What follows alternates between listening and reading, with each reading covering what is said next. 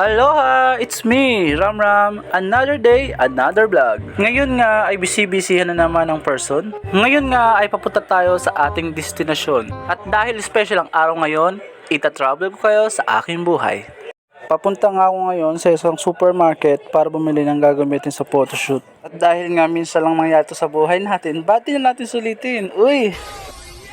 Sa dami nga ng number ko pa hindi ko makita. Number 3 na lang ay magpahanap. Buti na lang, to the rescue ang aming staff.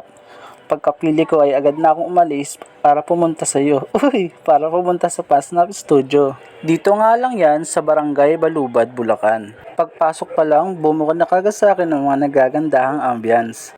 Meron silang studio mirror, meron din silang mga props na pwede mong gamitin sa iyong photoshoot. At bago ka nga makarating dito ay